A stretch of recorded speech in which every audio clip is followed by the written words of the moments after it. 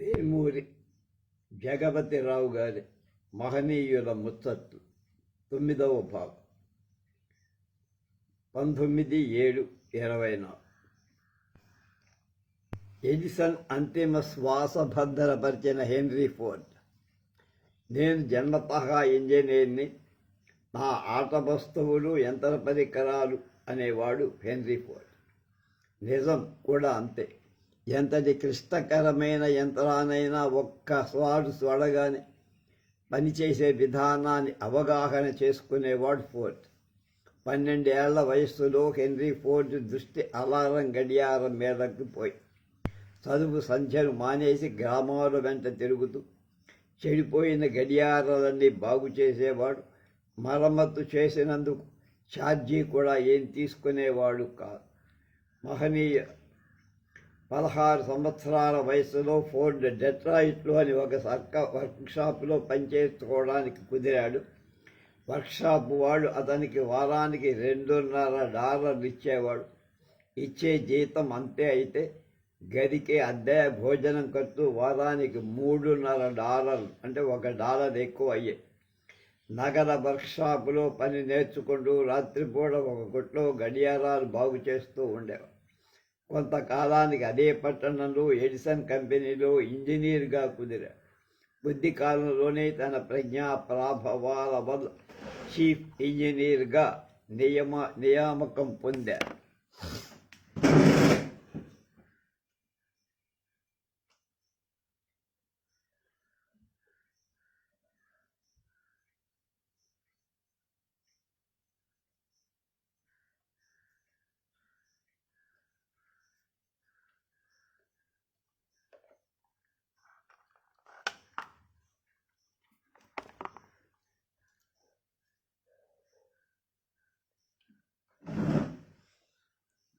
Edison కంపెనీలో పనిచేస్తున్న Ford మనసంతా వేరొక దానిపై లగ్నై ఉండే. చిన్న కారు తయారు చేయాలని అతడి అభిలాష చిన్నప్పటి నుంచి. అప్పటికే కొన్ని కార్లు మార్కెట్లో తయారవుతున్నాయి. కార్ల తయారీ గురించి పత్రికలో కొంతమంది వ్యాసాలు రాసేవాడు.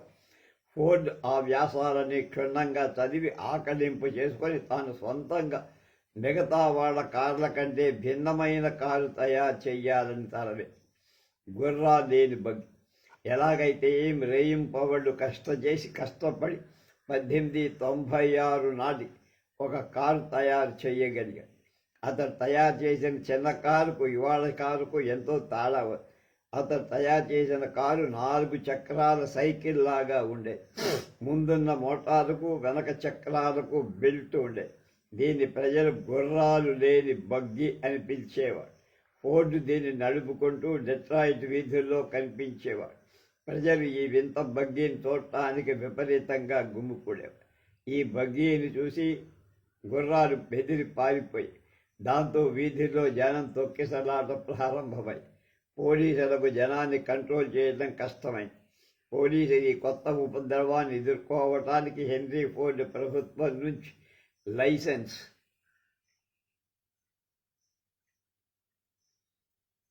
పొందితే కానీ కారు నడపటానికి వీల్లేదని ఆంక్ష విధించారు.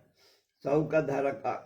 1921లో జరిగిన ఒక సంఘటనలో ఫోర్డ్ జీవితం మారిపోయింది. ఆ సంవత్సరం జరిగిన కార్ల పందాల్లో ఫోర్డ్ తయారు చేసిన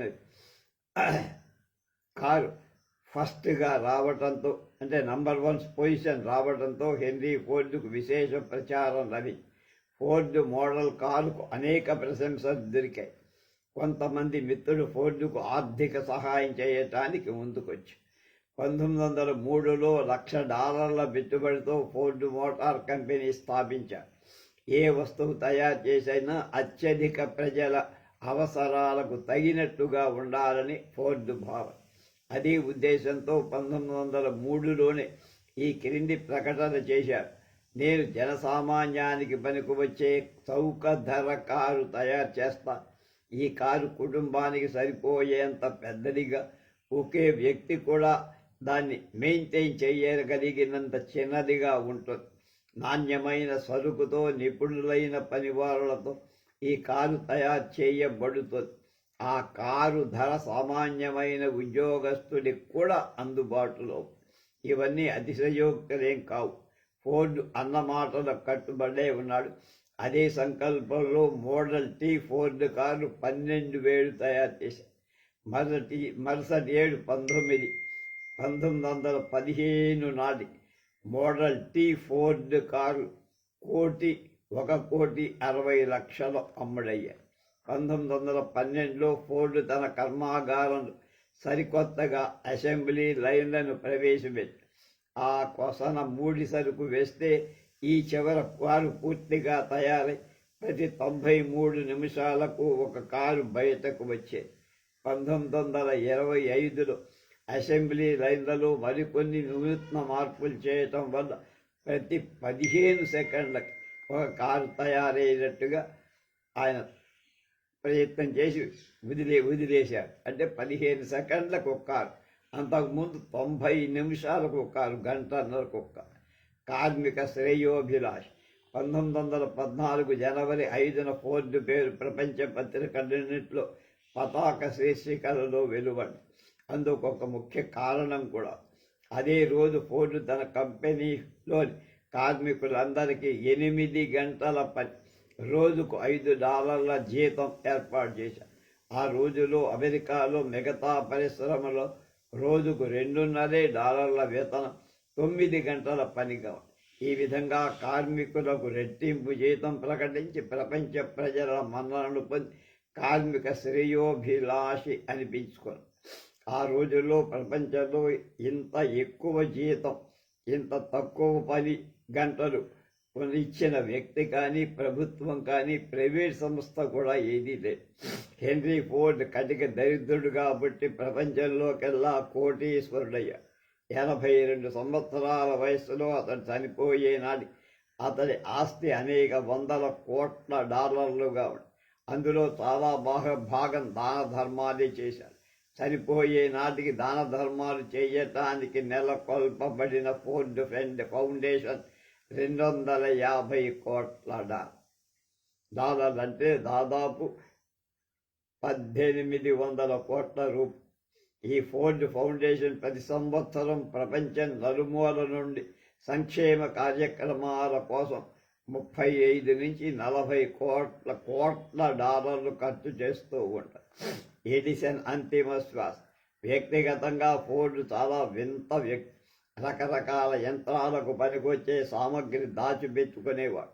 మొదటి ప్రపంచ యుద్ధం ముమ్మరంగా జరుగుతున్న రోజుల్లో శాంతి నౌకను ఐరోపాకు పంపించాడు.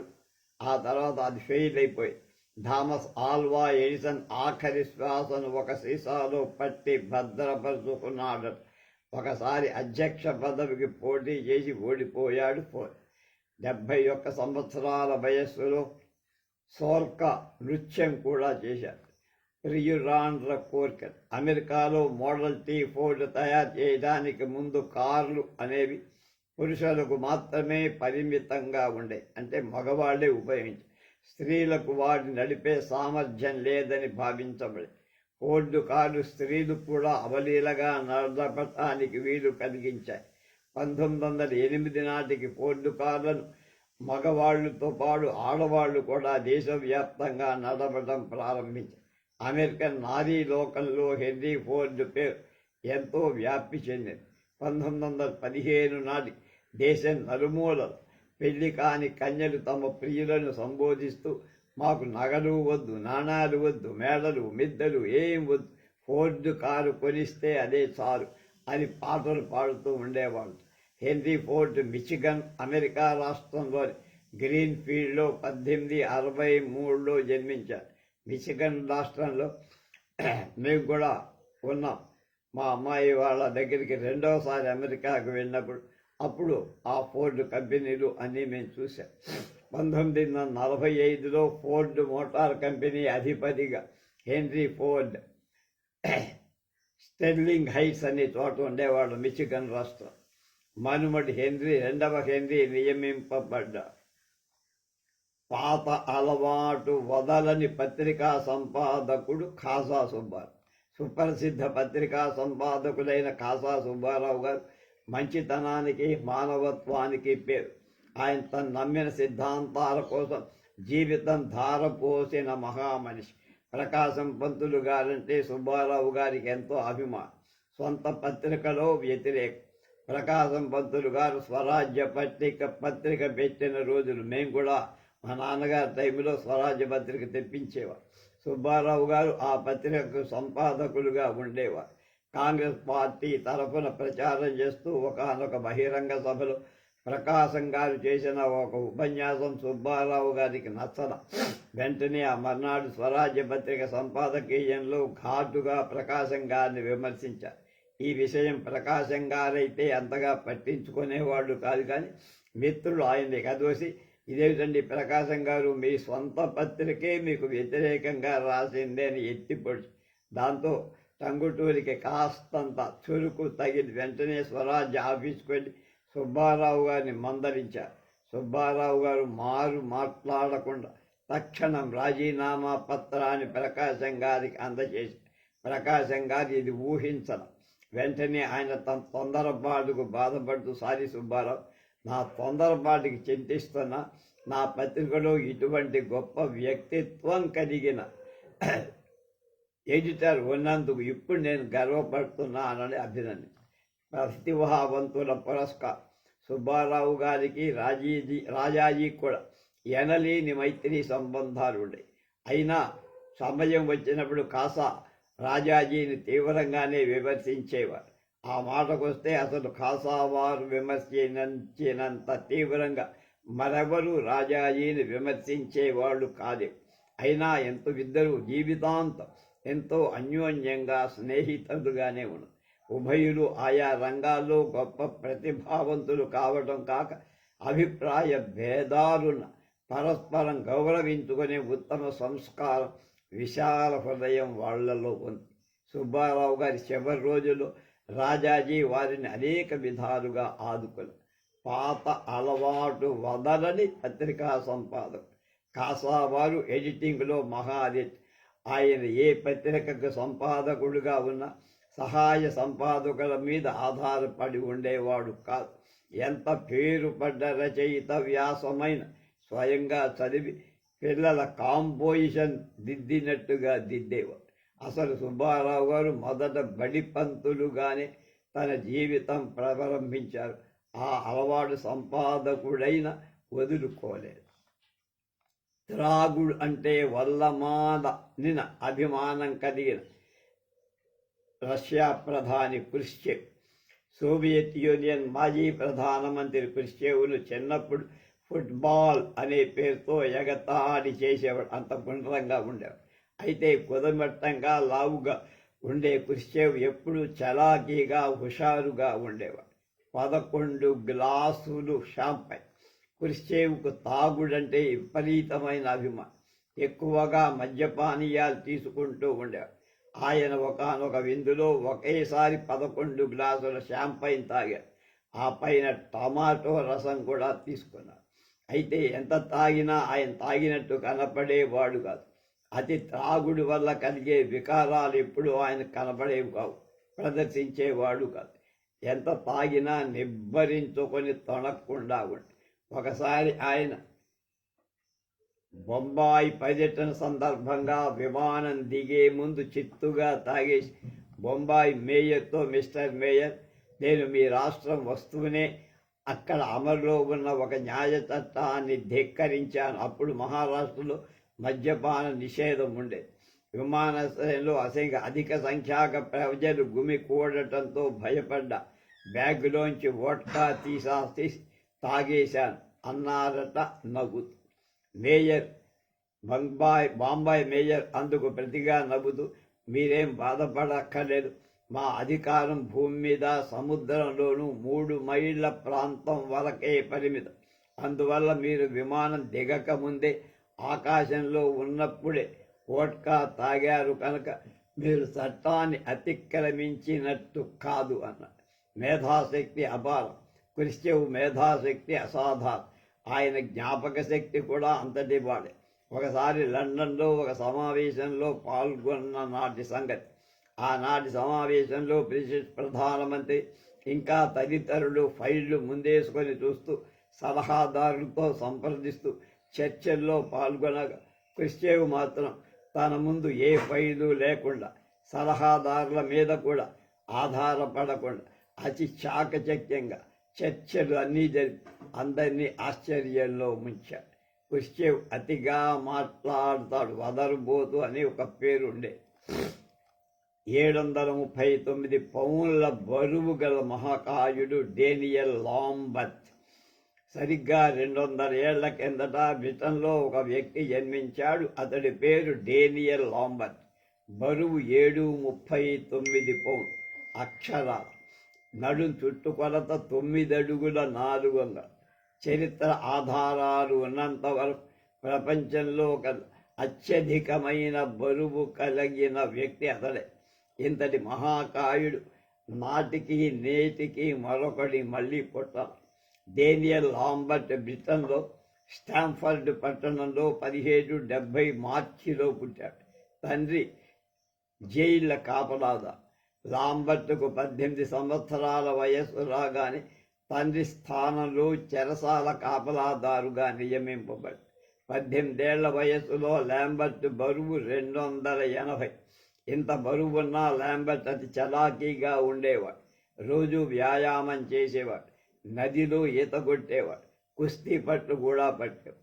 లాంబర్ట్ పెద్దల పట్ల అతి వినయంగా, పిల్లల పట్ల అమిత వాత్సల్యంతో ప్రవర్తించేవాడు. చిన్న పిల్లలను ఎప్పుడూ వెంటేసి తిరుగుతూ ఉండేవాడు. వాళ్ళకి వ్యాయామం, ఈత కొట్టడం నేర్పుతూ ఉండేవాడు. 2-3 పిల్లలను వీపు మీద ఎక్కించుకొని నదిలో ఈత కొట్టేవాడు. లాంబర్ట్కు 21 సంవత్సరాలు వచ్చే నాటికి 448 పౌండ్లు. నడిచేటప్పుడు కానీ పనిచేసేటప్పుడు కానీ ఎక్కడా హైరాణ పడేవాడు కాదు. అయినా నానాటికి పెరిగిపోతున్న తన శరీరాన్ని చూసుకొని ఆందోళన పడేవాడు. ఎలాగైనా బరువు తగ్గించుకోవాలని అనేక పద్ధతులు అవలంబించాడు. రోజు 30 మైళ్ళు నడిచేవాడు. బలబద్ధక ఆహారం వదిలాడు. వారంలో కొన్ని రోజులు కేవలం మంచినీళ్లతో గడిపాడు. ఎన్ని చేసినా లాంబర్ట్ శరీరం కృషించిపోవటానికి బదులు రోజు రోజు పెరగటమే ప్రారంభించి లాంబర్ట్ నానాటికి స్థూలుడు అయిపోవడం ఆ రోజుల్లో పత్రికల దృష్టిలో కూడా పడింది. స్టాంఫర్డ్లోని ఒక పత్రిక ఈ మహాకాయుడి శరీరం పెరిగిపోవటం ఏనాడు ఆగిపోతుందో అని ఒక సంపాదకీయం కూడా రాసింది. లాంబర్ట్ శరీరం ఇంకా ఉబ్బిపోతూనే ఉంది. ఇదంతా గమనిస్తూ ఉన్న స్టాంఫర్డ్ ప్రజలు వీడి శరీరం ఇలాగే పెరిగి ఏనాటికైనా పొట్ట పగిలిపోదు కదా అని ఆందోళన చెందేవారు. ప్రకృతి వింత. లాంబర్ట్ విషయం దేశమంతా ప్రాకిపోయింది. దేశం 4 మూలల నుంచి అతన్ని చూడటానికి తీర్థ ప్రజల్లాగా అనేక మంది రావటం ప్రారంభించారు. నానాటికి లాంబర్ట్ శరీరంతో పాటు చూడటానికి వచ్చేవాళ్ళు కూడా పెరిగిపోతారు. చూడటానికి వచ్చేవాళ్ళు టిక్కెట్లు పెట్టి బాగా డబ్బు సంపాదించచ్చని లాంబర్ట్ కొంతమంది స్నేహితులు సలహా చెప్పారు. లాంబర్ట్ సలహా నచ్చింది. జైళ్ళ ఉద్యోగానికి రాజీనామా చేసి దేశ పర్యటన చేసి తద్వారా ఎక్కువ మందిని ఆకర్షించచ్చని ఆలోచించారు. లాంబర్ట్ అభిమానులు కొంతమంది చందాలు వేసుకొని ప్రయాణానికి ప్రత్యేకంగా ఒక బండి తయారు చేసి ఇచ్చారు. స్థానిక దర్జీ వాడు టైలర్స్ లాంబర్ట్కు 3 సూట్లు కుట్టించారు. ఒక్కొక్క సూటుకు 14 గజాల గుడ్డ పట్టి. లాంబర్ట్ మొదట లండన్ చేరాడు. ఒక హోటల్లో విశాలమైన గదిలో మకాం పెట్టి ప్రేక్షకులకు దర్శనం ఇచ్చాడు. ఒక్కొక్క మనిషికి 6 పెన్నీల టికెట్. లండన్ పేపర్లో లాంబర్ట్ను గురించి ప్రకటనలు పడేవి. అసంఖ్యాకంగా కరపత్రాలు ముద్రించి లండన్ పౌరులకు తనను గురించి పరిచయం చేసుకున్నాడు లాంబర్ట్. లండన్ పేపర్లు లాంబర్ట్ను ప్రకృతి వింత, వండర్ ఆఫ్ నేచర్ అని, అనేక పత్రికలు లాంబర్ట్ను గురించి ప్రత్యేక వ్యాసాలు. పోలిష్ మరుగుజ్జు సందేహం. ఆ రోజుల్లో పోలండ్ దేశంలో ఒక చిన్న మరుగుజ్జు ఉండేవాడు. ఇతడు ఆనాడు యూరప్ దేశాలన్నింటిలో ప్రసిద్ధి చెందాడు. లాంబర్ట్ను గురించి పేపర్లో చదివిన ఈ మరుగుజ్జు లాంబర్ట్కు నిజంగా ఇంత శరీరం ఉందా, ఇన్ని పౌండ్ల బరువు ఉంటాడా, ఇదంతా వట్టి బూటకమేమో అని బహిరంగంగానే పేపర్ ద్వారా సందేహం వెలిబుచ్చి అంతటితో ఊరుకోక ఇదంతా మోసం, లాంబర్ట్ శరీరం చుట్టూ గుడ్డలు చుట్టుకొని ప్రజలను దగా చేసి డబ్బులు గుంజుతున్నాడు అన్నాడు కూడా పత్రికల్లో. ఈ ప్రకటన చూసిన లాంబర్ట్కు కోపం వచ్చి పోలెండ్ మరుగుజ్జును తనను చూడటానికి రావాలని హుటాహుటి కబురు పెట్టి మరుగుజ్జు రానే వచ్చాడు. లాంబర్ట్ తన దుస్తులు విప్పి వీప్ మీద ఎక్కి పరీక్ష చేసుకోమని మరుగుజ్జును అడిగాడు. మరుగుజ్జు అంతా పరీక్షించి వంచిన తల ఎత్తరు. అనాలోచితంగా చేసిన పత్రికా ప్రకటనకు క్షమాపణ చెప్పు. సహజంగానే సౌమ్యుడైన లాంబర్ట్ మరుగుజ్జును క్షమించి తన చొక్కా నుంచి ఒక పీలిక గుడ్డ తీసి చొక్కా గుట్టించుకోమని మరుగుజ్జుకు ఇచ్చాడు. 739 పౌండ్లు. లాంబర్ట్ నానాటికి బరుగు పెరుగుతున్నాడే కాని తగ్గల. 38 ఏళ్ల వయసు వచ్చే నాటికి లాంబర్ట్ బరువు 739. అతడు లోగడ వలె చలాకీగా ఉండేవాడు కాడు. రాను రాను నడవటమే కష్టమై అసలు ఇంకా కొన్నాళ్ళకు అడుగు తీసి అడుగు వేయలేని పరిస్థితి వచ్చింది. ఎప్పుడూ మంచం మీద పడుకొని ఉండడము, కుర్చీలో కూర్చోవడము ఉండేది. లాంబర్ట్ని చూడటానికి ఇంకా ప్రేక్షకులు వస్తూనే ఉన్నారు అసంఖ్యాకులు. వచ్చిన వాళ్లతో సరదాగా మాట్లాడుతూ ఉండాడు. తన జీవిత విశేషాలు అడిగిన వాళ్ళకి వివరించి చెప్పేవాడు. స్త్రీలతో పరాచికాలాడేవాడు. లండన్ నుంచి కేంబ్రిడ్జిలో కాలేజీ విద్యార్థులు లాంబర్ట్ను బండీలో కూర్చోబెట్టి స్వయంగా బండీ లాగుతూ బజార్ల వెంట అట్టహాసంగా ఊరేగించారు. లాంబర్ట్ అక్కడ కొన్నాళ్లు గడిపి హంటింగ్ డన్ అనే మరొక పట్టణం వెళ్ళాడు. ఆ పట్టణం మేయర్, ఇతర పెద్దలు లాంబర్ట్ను 4 బజార్ల కూడలికి పెద్ద ఊరేగింపుగా తీసుకొచ్చి బహిరంగంగా కాటా వేశారంటే తూకం. అప్పుడు అతడి బడుగు 739. అంతిమయాత్. లాంబర్ట్ హంటింగ్టన్ నుంచి స్వగ్రామమైన స్టాంఫర్డ్ తిరిగి వచ్చిన కొద్ది రోజులకు ఉన్నట్టుండి ఒకరోజు నిద్రలోనే ఆఖరి శ్వాస వదిలాడు. లాంబర్ట్కు శవపేటిక తయారు చేయటం ఒక సమస్య. 5 అడుగుల వెడల్పు 3 అడుగుల ఎత్తుగల పేటిక ప్రత్యేకించి తయారు చేయాల్సి వచ్చి శ్మశాన వాటికకు తీసుకుపోవటానికి వీలుగా చక్రాలు కూడా అమర్చారు, మొయ్యలేరని.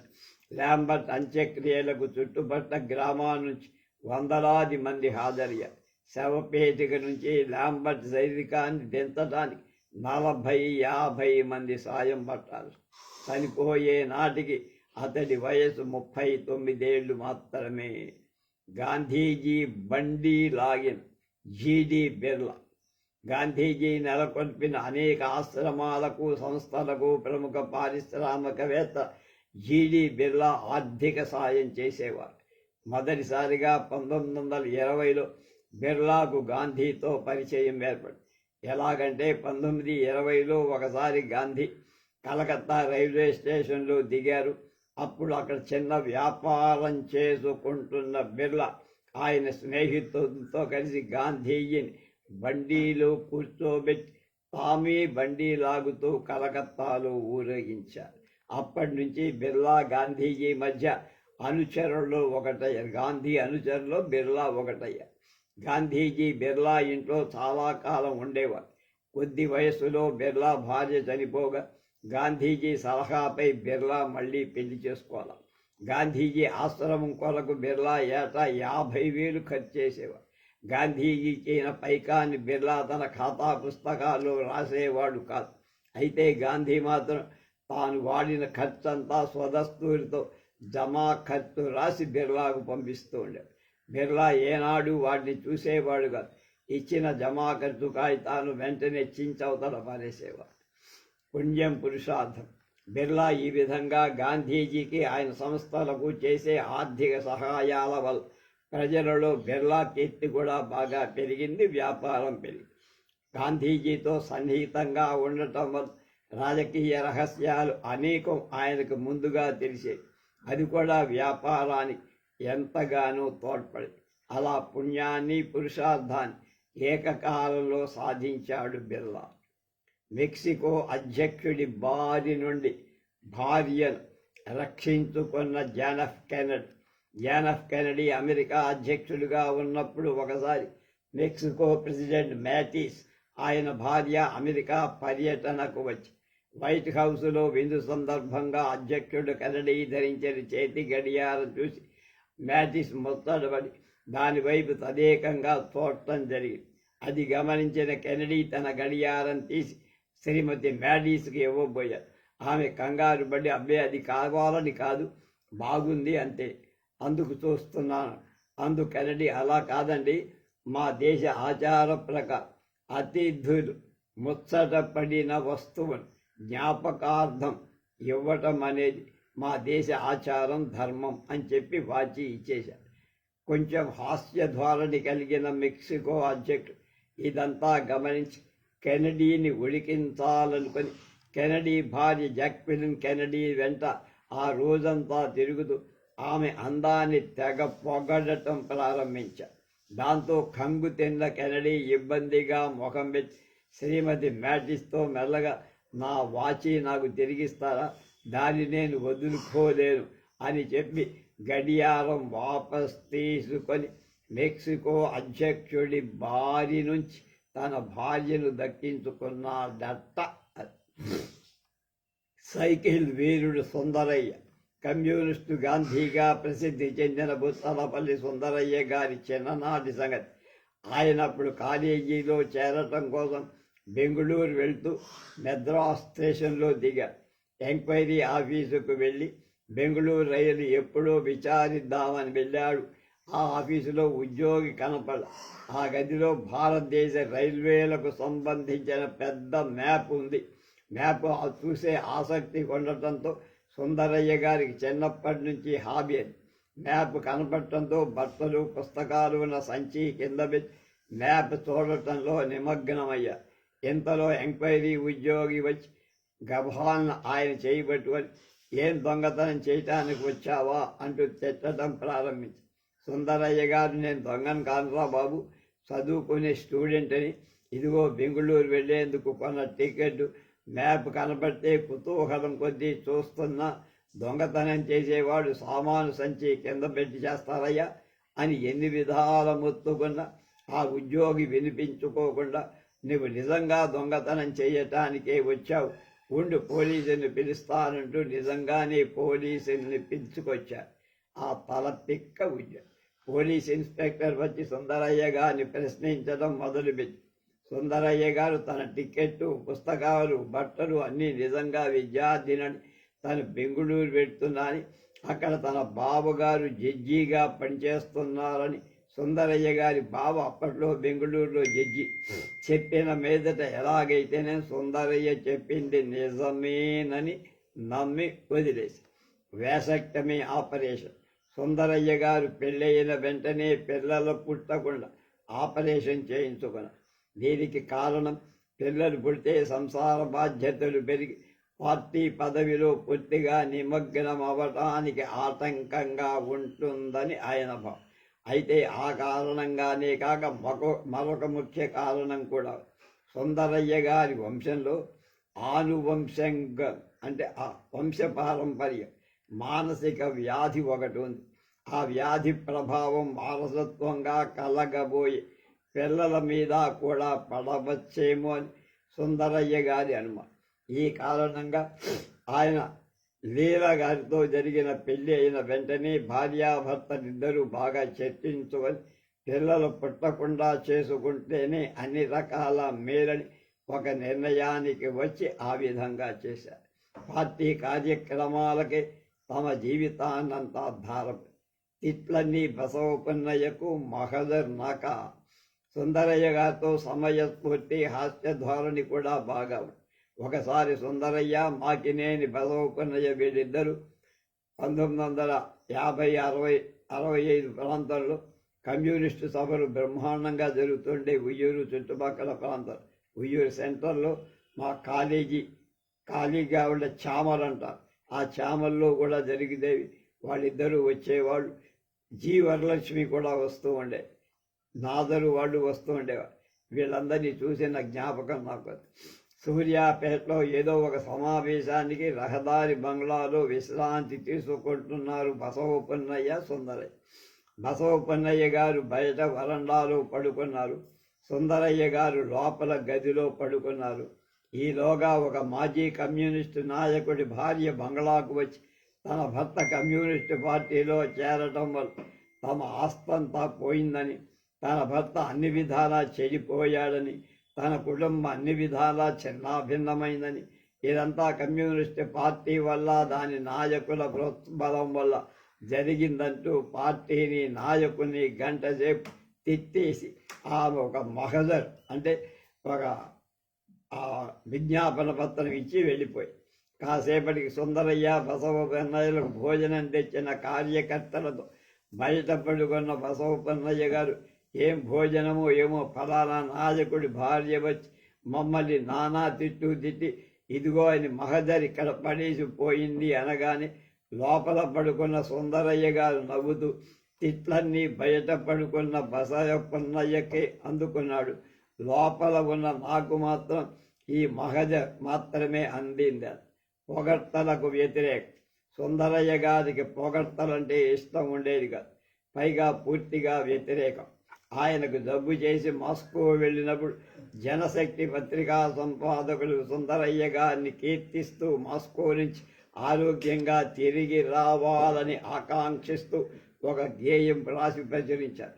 సుందరయ్య గారు మాస్కో నుంచి తిరిగి వచ్చాక పత్రికా సంపాదకులను గట్టిగా మందలిస్తూ నన్ను గురించి ఏదైనా మంచిగా రాయాల్సి వస్తే ఇప్పుడు కాదు, నేను చనిపోయే నాటికి కూడా కమ్యూనిస్టుగా పనిచేస్తూ ఉంటే అప్పుడు రాయండి అన్నారు.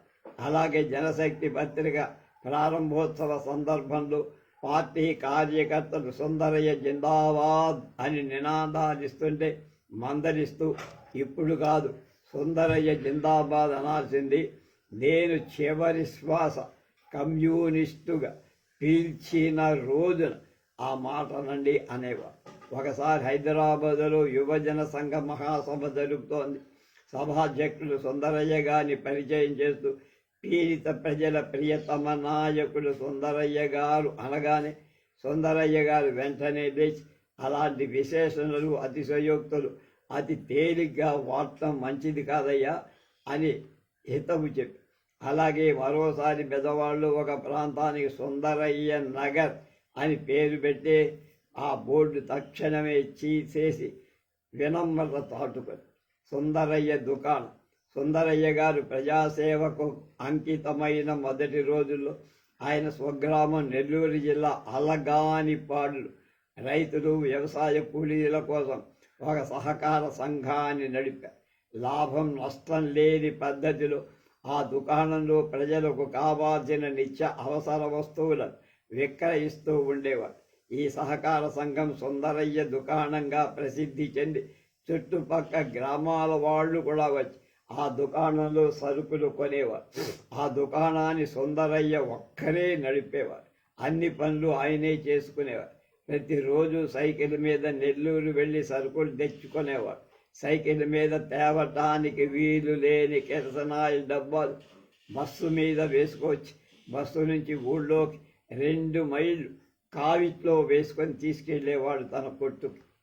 కామేశ్వరమ్మ హోటల్. సుందరయ్య గారు ఏలూరులో ఉండే రోజుల్లో అక్కడ కామేశ్వరమ్మ హోటల్ అనే బ్రాహ్మణ హోటల్ ఉండే. సుందరయ్య ఆయన అనుచరుడు ఆ హోటల్లోనే భోంచేసేవారు. ఆ హోటల్ యజమానురాలు కామేశ్వరమ్మ మంచి గద్దరి మనిషి. అందరినీ దబాయించేది, పదార్థాలు కొంచెం కొంచెమే వడ్డించేది. సుందరయ్య గారికి కూరలు నెయ్యి ఎక్కువగా వేసుకొని తినటం అలవాటు. కామేశ్వరమ్మ కొద్ది కూర 2 బొట్ల నెయ్యి వడ్డించి సరిపెట్టి, సుందరయ్య గారు ఇంకాస్త వడ్డించంటే ముందు తినవయ్యా తర్వాత వడ్డిస్తాననేది. ఆ కాస్త 2 ముద్దల్లో మింగేసి మళ్ళీ కేకేసేవాడు. ఆవిడ వడ్డించి వెళ్ళేది. దాన్ని కూడా కడిచి మళ్ళా పెరగడం ఇలా చేస్తూ ఉంటే, ఇదిగో అబ్బాయి, నువ్వు మా హోటల్కు రేపటి నుంచి రావద్దు, నీ చుట్టూ తిరగలేక చస్తున్నా అనేది ఆవిడ. అయినా సుందరయ్య గారు ఆ హోటల్కు వెళ్ళటం మానేవాడు కాదు. కామేశ్వరమ్మ గారు కూడా ఏదో బెదిరించడానికి గట్టిగా రావద్దని ఏనాడు చెప్పేది కాదు. సుందరయ్య గారు మామిడికాయ పచ్చడి అంటే చాలా ఇష్టం. వేరే కూరలు ఏం లేకపోయినా మామిడికాయ పచ్చడి నెయ్యితో తృప్తిగా భోంచేసావు. మామిడికాయ పచ్చడి ఎక్కువగా తినటం వల్ల కడుపులో ఆయనకి అల్సర్ ఏర్పడి చికిత్స కోసం మాస్కో వెళ్ళాలి. సైకిల్ వీరుడు సుందరయ్య గారికి సైకిల్ తొక్కటంలో మంచి సామర్థ్యం ఉంది. సైకిల్కు ఆయనకు విడదీయరాని సంబంధం. అసలు ఆయన్ని సైకిల్ వీరుడని కూడా కొంతమంది పిలిచేవారు. దేశానికి స్వాతంత్రం రాకపోవడం, కమ్యూనిస్టు పార్టీపై నిషేధం ఉన్న రోజు రహస్యంగా స్వతంత్ర భారత్ అనే సైక్లో స్టైల్ పత్రికను నడిపేవారు. సుందరయ్య గారు ఆ పత్రికను పోలీసుకు కంట పడకుండా సైకిల్ మీద ఊళ్ళ వెంట తిరిగి పార్టీ సభ్యులకు అందచేస్తూ ఉండేవారు. ఏలూరు, గుడివాడ, బెదవాడ మొదలైన చోట్ల రహస్యంగా రాత్రిపూట డొంక రోడ్ల వెంట సైకిల్పై తిరుగుతూ పత్రికను చేరవేస్తూ ఉండేవారు. అలాగే ఒకసారి సుందరయ్య గారు అవనిగడ్డలో పత్రిక ఇచ్చి బెదవాడ వస్తున్నారు. మధ్యలో పెద్ద వర్షం, డొంకదారిలో ప్రయాణం. వల్లూరు వచ్చేసరికి వర్షం మోపై మట్టి రోడ్డు కావటం వల్ల సైకిల్ కదలలేని స్థితి. పాపం సుందరయ్య గారు ఏం చేస్తారు, సైకిల్ నెత్తి మీద పెట్టుకొని మిగతా 9 మైళ్ళు మోసుకుంటూ బెదవాడ చచ్చి చెడి చేరారు. సుందరయ్య గారు ఢిల్లీ పార్లమెంటు సభ్యుడిగా ఉన్న, హైదరాబాద్ అసెంబ్లీ ప్రతిపక్ష నాయకుడిగా ఉన్న సైకిల్ మీదనే అసెంబ్లీకి కానీ పార్లమెంటుకు కానీ వెళ్ళేవారు. ప్రకాశం గారి బుకాయి 1935 నాటి సంగతి. సుందరయ్య అప్పుడు సామాన్య కార్యకర్తగానే ఉన్నారు. ఒకానొక బహిరంగ సభలో ఆంధ్రకేసరి ప్రకాశం పంతులు గారు ఆవేశంగా ఉపన్యసిస్తూ సోవియట్ యూనియన్ను దుయ్యపడుతారు. అప్పుడు ప్రేక్షకులో కూర్చున్న సుందరయ్య లేచి, మీరు చెప్పేదంతా అబద్ధమండి అని కేకేశారు. ప్రకాశం గారు ఉపన్యాసం ఆపి, సహజ ధోరణులు ఎవడరా కేకబెట్టింది అని గద్దించారు. సుందరయ్య లేచి, నేనే, నా పేరు సుందరయ్య, మీరు చెప్పేదంతా నిజం కాదని. ప్రకాశం గారికి ఏం చెయ్యాలో పాలు పోక, అలాగా, నువ్వు పుట్టకముందే నేను సోవియట్ రష్యా వెళ్ళి వచ్చా, కూర్చో అన్నాడు. దానికి ప్రకాశం గారు ఎన్నడూ అసలు నిజంగా ప్రకాశం గారు రష్యా వెళ్ళలేదు, ఊరికే అలా బుకాయించారు, దబాయి. సుందరయ్యను కూర్చోబెట్టడానికి మాత్రం.